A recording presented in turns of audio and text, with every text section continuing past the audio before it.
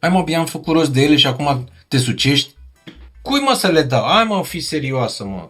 Bine, hai, pa, căcat. Ce mă?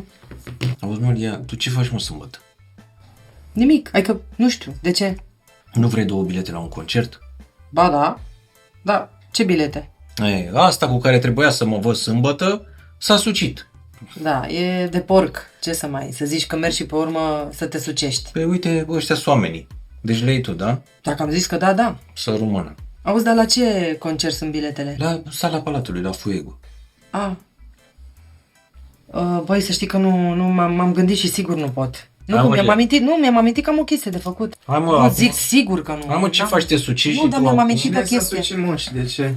Ei, asta cu care trebuia să ies sâmbătă la concert, nu mai vrea să meargă și acum a rămas cu biletele. Că nu e genul ei, că nu îi place, că nu reprezintă. Astea care se Pe sucesc. mie îmi spui, ia uzi Lia. De asta mă, că mergem noi. Care noi, mă? Noi doi. Sau mi le dai mie și mă duc eu cu Bobby. Mai combinăm și Vi le dau, pe cuvântul meu.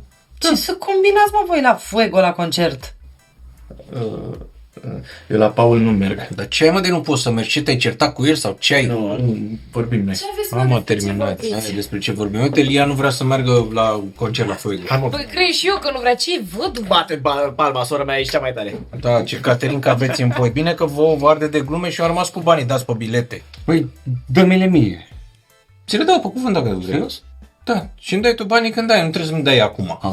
Păi stai, dacă e cu bani, atunci nu le Păi dai. dar cu ce vrei, mă, să Eu fie? cream că e... Tu credeai că e... Vrea și bani pe ele. Da, mă, voiam. Dar zi-mă, dacă le vrei, ți le dau așa.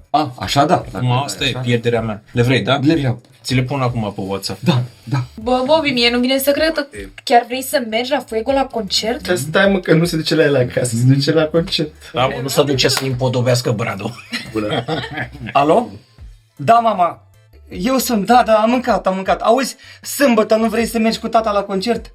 Ți-am făcut rost de 2 bilete. Ia, ghicește la cine? La, iubirea înflorește primăvara.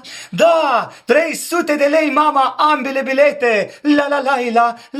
La, pomană, da, îmi dai matalic când primești pensia. La, hei! Doamne, și s-au bucurat. 6 de la 3, 6 de la 3.